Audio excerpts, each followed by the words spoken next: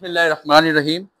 Mathematics, chemistry, first year, national book foundation, chapter number 2। Topic name quantum numbers.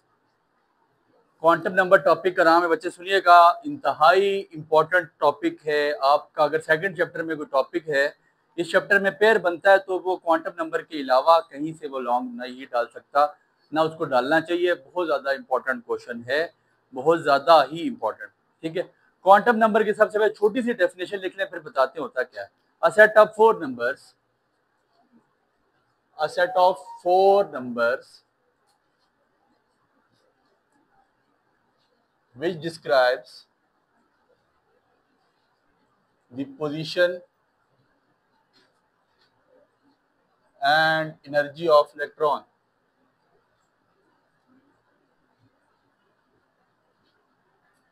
A set of four numbers which describes the position and energy of electron is called quantum number. सुनिएगा, गौर कीजिएगा बच्चे। आप किसी भी electron का हम outer most shell देख के बता सकते हैं कि इलेक्ट्रॉन पाया कहाँ पे जाता है। फॉर एग्जाम्पल, आपको अगर मेरा एड्रेस चाहिए, मेरे एड्रेस के लिए आपको चंद बुनियादी चीजें पता होनी चाहिए। एक के मतलब शेर का नाम तो कॉमन है, चले जी हम जफराबाद रहते हैं, ठीक हो गया। ठीक है, उसके अलावा मेरे एड्रेस के लिए सबसे पहली चीज आपको क्या पता होना चाहिए, इलेक्ट्रॉन के एड्रेस की बात हो रही है। अगर मैं अपने एड्रेस बताऊं तो आपको पता होना चाहिए कि मेरे जो एरिया या जो मेरी वार्ड है या जो मेरा मोहल्ला है वो कौन सा है, फिर मेरा स्ट्रीट नंबर कौन सा है, फिर मेरा हाउस नंबर कौन सा है, और फिर मेरा रूम नंबर, मेरे घर के अंदर मेरा रूम। ये चार बातें अगर हमें इलेक्ट्रॉन के मतलब पता चलेंगी, कौन सी चार बातें, कि इलेक्ट्रॉन कौन से शेल में, कौन से सब शेल में, ठीक है, उसकी शेप ऑफ ऑर्बिटल क्या है, उसकी मूवमेंट कौन सी हो रही है, तो हम पहुंच जाएंगे कि वो इलेक्ट्रॉन किस जगह पे पड़ा हुआ है पूरे प्रोडक्ट टेबल में, वो कहाँ पे मौजूद है। लाजमी नहीं है कि आप वहां जाएं तो आपको इलेक्ट्रॉन वहां पे पड़ा हुआ मिले, लेकिन ऐसा मुमकिन है, वो किसी काम से कहीं गया हो, घर उसका वही तो, लेकिन लौट के उसने वहां पे ही आना है। ये चार बुनियादी चीजें आपको किसी के लिए भी, किसी एड्रेस के लिए, किसी के इंफॉर्मेशन के लिए ये बात आपको पता होना चाहिए। तो चार तरह के जो क्वांटम नंबर्स हैं, ये इलेक्ट्रॉन के बारे में मुख्तलिफ हमें इंफॉर्मेशन देते हैं। सबसे पहला जो आपके पास क्वांटम नंबर है, जिसका नाम है प्रिंसिपल क्वांटम नंबर, इसको हम डिनोट करते हैं एन से। प्रिंसिपल क्वांटम नंबर बड़ा इंपॉर्टेंट बच्चे, कोई लंबी चौड़ी तवीलें नहीं लिखाऊंगा, छोटी छोटी डेफिनेशन लिखेंगे, बात समझेंगे, गौर करेंगे। इट टेल्स अबाउट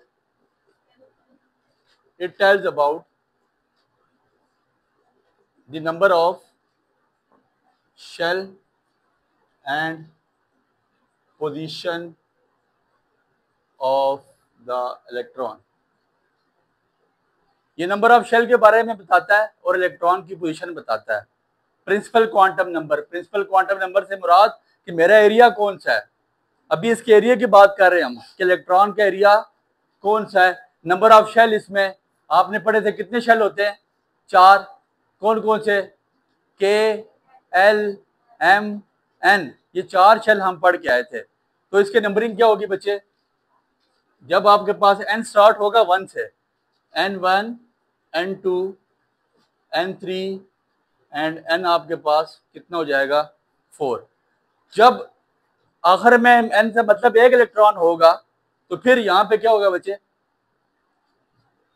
कौन सा शेल पाया जाएगा। जब 1 आ जाएगा इसका मतलब है कि कौन से शेल में मौजूद है, फर्स्ट में। 2 आ जाएगा तो 3 आ जाएगा, M 4 आ जाएगा, ठीक हो गया। के, एल, एम, और आपके पास अगर चौथा मैं शेल बना के बता सकूं तो एम। ये चार तरह के शेल होते हैं। प्रिंसिपल क्वांटम नंबर ने दो बातें बता दी, क्या, नंबर ऑफ शेल और पोजीशन ऑफ द इलेक्ट्रॉन के कहां पाया जा रहा है, कौन से शेल में पाया जा रहा है और इसकी पोजीशन क्या है, ठीक हो गया। अब ऐसा है, पोजीशन लिख ले या एनर्जी ऑफ इलेक्ट्रॉन लिख ले, एक ही बात है, ठीक है। अब ऐसा है कि अगर आपके पास n की वैल्यू 1 होगी तो वो k शेल में, n की वैल्यू 2 होगी तो m, और फिर इसके बाद n। As the number of shell increases, as the number of shell increases, जैसे जैसे नंबर ऑफ शेल बढ़ते जाएंगे क्या होता जाएगा, एनर्जी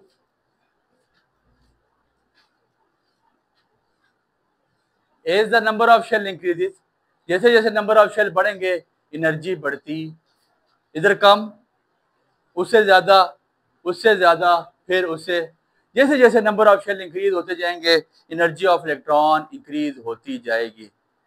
समझ आ गई बात की? इतनी सी बात हमने लिखनी है प्रिंसिपल क्वांटम के नंबर के रिलेटेड।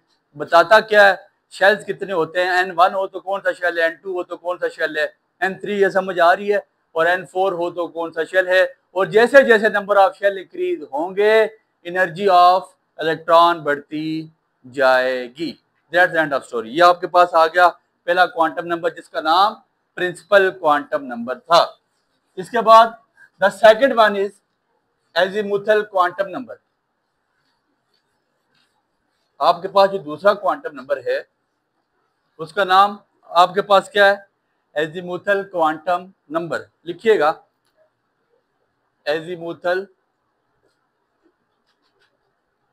Quantum numbers. इसको हमने कैसे डिनोट करना है, एल से। किससे, एल से।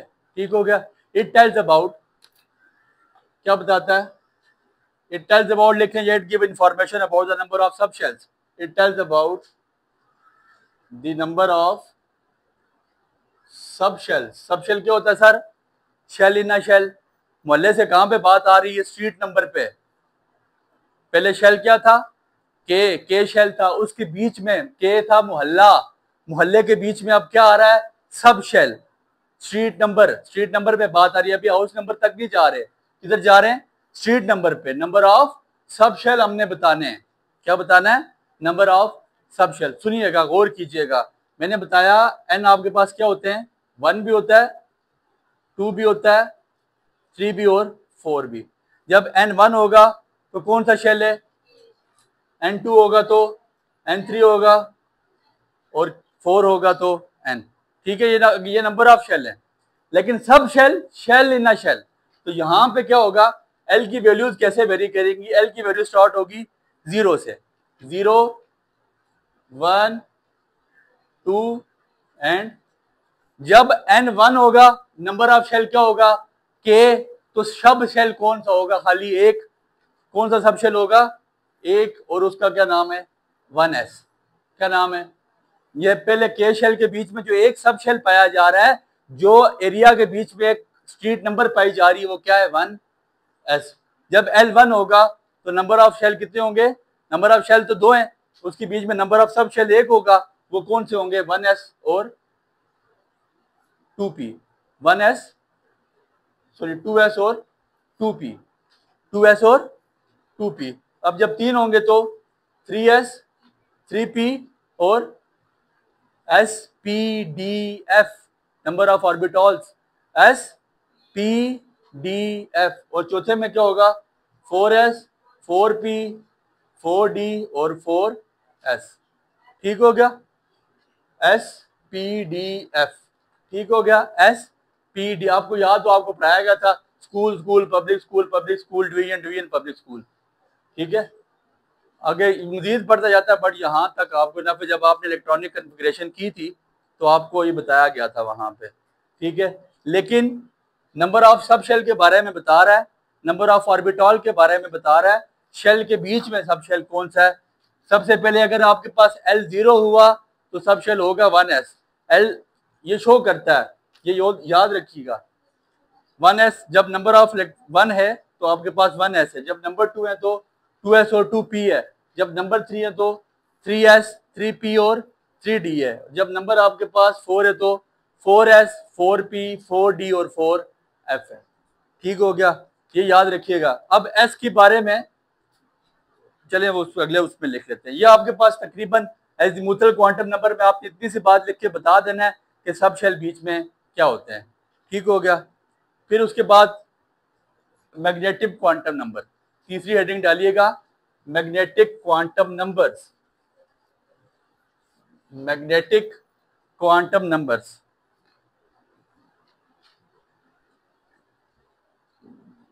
Magnetic quantum number. Magnetic quantum number को हम स्मॉल m से डिनोट करेंगे। किससे? Small m। क्या बताएगा आपको magnetic quantum number? Magnetic quantum number हमें बताता है, it tells about the orientation of orbitals. It tells about the orientation of orbital. Orbital की ओरिएंटेशन बताता है। ओरिएंटेशन का मतलब डायरेक्शन बताता है। क्या बताता है? डायरेक्शन। ठीक है, आपका जो इलेक्ट्रॉन वो किस साइड पे पाया जा रहा है, उसकी डायरेक्शन क्या है। ठीक हो गया। ओरिएंटेशन ऑफ ऑर्बिटल नाम याद रखना है। ऑर्बिटल की ओरिएंटेशन बताता है। हम अभी पढ़ क्या है, हमने पढ़ा, अगर हमारे पास, ये याद रखिएगा, इसको नोट करते हैं m से, और m आपके पास कहां से कहां तक होगा? -l से -l2 प्लस l। इसकी वैल्यूज माइनस से लेकर प्लस तक होंगी। वो कैसे होंगी जरा गौर करें। मेरे पास अभी मैंने आपको बताया जो आपके पास था, क्या नाम है उसका, एजीमुथल क्वांटम नंबर। ठीक है, हमने उसको कैसे डिनोट किया था? एल से। वो हमारे पास वैल्यूज क्या थी? एल था हमारे पास पहले 0, 1, 2 और 3। ये नंबर ऑफ क्या थे? सब शेल्स, नंबर ऑफ। अब ऑर्बिटल्स उनके बीच में क्या आया? मोहल्ला, फिर उसके बाद स्ट्रीट नंबर। अब हाउस नंबर तक बात पहुंच रही है। हम इलेक्ट्रॉन के बारे में, इलेक्ट्रॉन को पहुंचने लगे। पाया तो एटम के अंदर जा रहा है, एटम के बीच में इलेक्ट्रॉन मूव कर रहा है, हमें इस बारे में पता है। लेकिन हम इलेक्ट्रॉन की इंफॉर्मेशन हासिल करते करते उसके घर तक, उसके रूम तक पहुंचने लगे हैं कि किस जगह पे मौजूद है वो। दो बातें हम उसके मतलब पता लग चुकी हैं। तीसरी बात हम जानने लगे इलेक्ट्रॉन के मतलब। तीसरी बात क्या है कि ओरिएंटेशन ऑफ ऑर्बिटल क्या है, उसकी डायरेक्शन किस साइड पे है। अब डायरेक्शन होती कौन कौन सी है, जरा आपने गौर करना है। जब L 0 होगा तो आपको पता है यहाँ पे क्या होती है? 1s। ठीक हो गया, अभी बता क्या आया। फिर L आपके पास 2 था, तो ये क्या था? 2s और 2p। फिर 3s, 3p, 3d। फिर था 4s, 4p, 4d और 4f। मेरी बात पे गौर करें, अभी आपको बात समझ आ जाएगी। जो ऑर्बिटल की ओरिएंटेशन है ना, किसकी? फॉर आपके पास जब नंबर ऑफ क्या हो, आपके पास 0 हो, तो यहाँ पे इसकी जो वैल्यू होती है m की, किसकी वैल्यू? m की वैल्यू। वो इसके लिए सबसे पहले क्या होती है? 0, सॉरी, इसके लिए सबसे पहले वैल्यू होती है 1। फिर दूसरी वैल्यू, ये कौन से ऑर्बिटल्स हैं, किस ऑर्बिटल के लिए? s ऑर्बिटल के लिए। s ऑर्बिटल की एक ही शेप होती है, एक शेप है। वो कौन सी, अभी बना के बताते हैं। राउंड शेप होती है s ऑर्बिटल की। m की वैल्यू फॉर s ऑर्बिटल, ये s ऑर्बिटल है। राउंड की वैल्यू एक, मतलब m की वैल्यू 1 होगी तो इसका मतलब है ये ऑर्बिटल कौन सा है? राउंड है, s है। फिर इसके बाद इसकी वैल्यूज कितनी होंगी? वहां पे 0, 1, 2, 3 था, ये एक एक छोड़ के स्टार्ट हो रहा है। 1, 3, 5 और 7। 1, 3, 5 और 7। इसकी ऑर्बिटल्स एस के कितने होते हैं? एक। पी के कितने ऑर्बिटल होते हैं? 3। कितने? कौन कौन से? पी एक्स, पी वाई और पी जेड। ठीक है, अब 5। इसके बाद क्या है? डी। डी के कितने ऑर्बिटल्स हैं? 5। S, P, D, F. D के 5 ऑर्बिटल्स हैं। कौन कौन से? D X, D Y, D Z, D X का स्क्वायर, वाई का स्क्वायर और डी जेड का स्क्वायर। इसके ये 5 ऑर्बिटल होते हैं। ठीक है, D X, D Y, D Z, D X का स्क्वायर, वाई का स्क्वायर और डी जेड का स्क्वायर इसके साथ होते हैं, बट इसके बारे में इंफॉर्मेशन ना लिखे, ज्यादा बेहतर है। ठीक हो गया। अब इसकी शेप, एस शेप आपके पास हमेशा एक ही शेप होती है, राउंड। एस की शेप कौन सी है? एस कैसा होता है? राउंड। आपके पास पी की शेप क्या होती है? डंबल, डंबल शेप होती है पी की। ये आपके पास पी की शेप आ गई। ये कौन सा पी है आपके पास? P x. डंबल देखा है, डंबल, ये पी एक्स। फिर ये आपके पास कौन सा है? P Y. ठीक हो गया। और ये जेड एक्सिस पे आपके पास कौन सा बनता है? जैसे टॉफी नहीं बनाते उसका टॉफी नुमा बनाते हैं, पी जेड। पी एक्स ऐसे स्ट्रेट लाइन में, P Y vertical, P Z diagonal में। ठीक है, जो पी के 3 ऑर्बिटल हैं वो ऐसे होते हैं, पी एक्स, पी वाई और पी जेड। ठीक हो गया। डी की शेप कौन सी होती है? डी की शेप के बारे में पता है? डी की शेप होती है डबल डंबल। डबल डंबल बनता है। कैसे बनता है डबल डंबल? ये एक डंबल बन गया, डबल डंबल, ये एक डंबल बन गया। इसको लाइन लगा लें, आपके लिए आसान, लाइन पे अपना ड्रा करेंगे तो आसान हो जाएगा। ये दूसरा डंबल बन गया। ये डबल डंबल शेप होती है किसकी? डी की। ठीक हो गया। डी की इसके आगे मजीद बनाएंगे तो वो बहुत ज्यादा। और एफ की शेप आपके पास 7 ऑर्बिटल शेप होती है, उसमें 7 तरह की ट्रॉफियां बनानी पड़ती हैं। ठीक है, डंबल शेप 7 बनानी पड़ती हैं, वो हम ना बनाएं बेहतर है, बट हमें पता होनी चाहिए। एस की शेप आपके पास क्या है? राउंड है। पी की शेप आपके पास क्या है? डंबल शेप है। डी की शेप आपके पास क्या है? डबल डंबल है। और 7 इसकी आपके पास जो एफ है, इसकी शेप आपके पास 7 ऑर्बिटल्स बनते हैं। इसके बारे में इतनी इंफॉर्मेशन बहुत है, मजीद इसके बारे में मत जाने, क्योंकि वो शेप आपकी बुक में बनी हुई, आप देखेंगे थोड़ा सा थोड़ी सी ट्रिकी सी शेप है, आप बना नहीं सकेंगे। ठीक है, तो ये इतनी शेप्स आपकी जरूरत भी एस पी ही है। आपको जो इस्तेमाल होगी आगे, आपने हाइब्रिडाइजेशन में इस्तेमाल करनी है, sp3 हाइब्रिडाइजेशन या sp2 हाइब्रिडाइजेशन में, तो आपने देखा है राउंड और डंबल ही इस्तेमाल हो रही है, उसके अलावा आपके पास वो यूज नहीं होती है। ठीक हो गया। ये 3 बातें हमें पता लग गया कि जो एक इलेक्ट्रॉन एटम के बीच में मौजूद है वो कहाँ पे, वो किस जगह पाया जा रहा है। हमने उसके बारे में 3 बातें जान ली। इसका नंबर ऑफ शेल जान ली है, नंबर ऑफ सब शेल जान ली है, और उसके ऑर्बिटल की ओरिएंटेशन जान ली कि वो किस डायरेक्शन में बात कर रहा है। ठीक है, या वो किस डायरेक्शन में मूव कर रहा है। चौथी बात, हमें उसके बारे में क्या पता होना चाहिए? उसकी स्पिन, आखिरी क्वांटम नंबर कौन सा है? Spin quantum number. Spin quantum number, आखिरी हेडिंग दीजिएगा स्पिन क्वांटम नंबर। और स्पिन क्वांटम नंबर क्या चीज है? बेसिकली आखिरी जो आपके पास क्वांटम नंबर है उसका नाम है स्पिन क्वांटम नंबर। 1925 में ना, 1925 में स्पिन क्वांटम नंबर, इसको एस से डिनोट करते हैं, किससे? स्मॉल एस से। 1925 में गॉडस्मिथ ने देखा कि जो इलेक्ट्रॉन है वो अपने ऑर्बिट के गिर्द रिवॉल्व कर रहे हैं। क्या कर रहे हैं? रिवॉल्व कर रहे हैं। इससे पहले ये बात नहीं पता थी, बोर हमें ये बात नहीं बता के गया था। 1925 में हमें गॉडस्मिथ ने ये बात बताई कि इलेक्ट्रॉन अपने ऑर्बिट के गिर्द मूव करते हैं। ठीक हो गया। और वो मूवमेंट क्या है? स्पिन हो रही होती है। क्या लिखिएगा इसकी definition? It tells about the spinning motion of electron. ये इलेक्ट्रॉन की स्पिनिंग मोशन बताता है। ये बता रहा है कि कौन से बेड पे मौजूद है इलेक्ट्रॉन, कौन से रूम में मौजूद है इलेक्ट्रॉन, कौन से रूम में इलेक्ट्रॉन मौजूद है, हम उसके घर तक पहुंच आए। और स्पिन किस तरह की होती है? मेरी तरफ देखिएगा। ये अगर ऐसे होगा, स्पिन 2 तरह की बचे, एक है क्लॉकवाइज और एक है घड़ी घूमते देखी है, क्लॉकवाइज, एंटी क्लॉकवाइज। ठीक हो गया, एंटी क्लॉकवाइज। तो 2 तरह की मोशन होती हैं, 2 तरह की स्पिन है। कौन कौन सी? एक क्लॉकवाइज और एक एंटी क्लॉकवाइज। उसने कहा या तो इलेक्ट्रॉन किस तरह मूव कर रहे होंगे? क्लॉकवाइज। और या तो क्लॉक किस तरह मूव कर रहे होंगे? Anti clockwise. और उसके लिए उसने 1/2 की टेक्नोलॉजी इस्तेमाल की। किसकी? 1/2 की, हाफ की। हाफ इसलिए इस्तेमाल किया जाता है, हाफ उसने इसलिए इस्तेमाल किया कि जो स्पिनिंग मोमेंट ऑफ इलेक्ट्रॉन होती है, बेसिकली जब इलेक्ट्रॉन स्पिन होते हैं,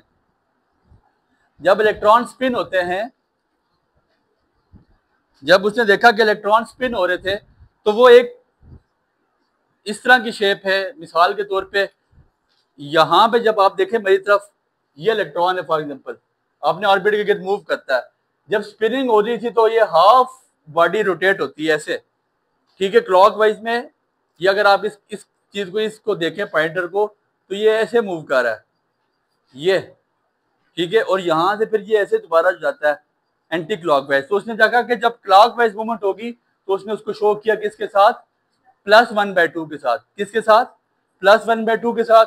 और इसकी डायरेक्शन उसने ऐसे लिखी, अपवर्ड एरो डाला। उसने कहा कि हमेशा 2 इलेक्ट्रॉन होंगे, एक अप साइड होगा और एक डाउन साइड होगा। एंटी क्लॉकवाइज के लिए उसने -1/2 इस्तेमाल किया, और एंटी क्लॉकवाइज इलेक्ट्रॉन ऐसे माइनस होगा, या आप ऐसे डालें या ऐसे डालें, ये ज्यादा बेहतर है। इस तरह की शेप, बिल्कुल एक स्ट्रेट खड़ी लाइन।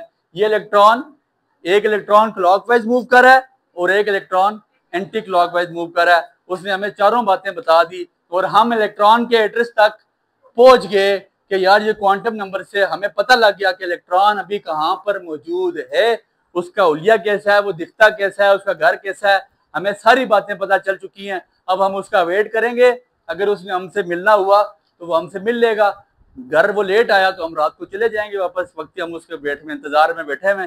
उम्मीद है आपको बात समझ आई होगी, दुआ में याद रखिएगा।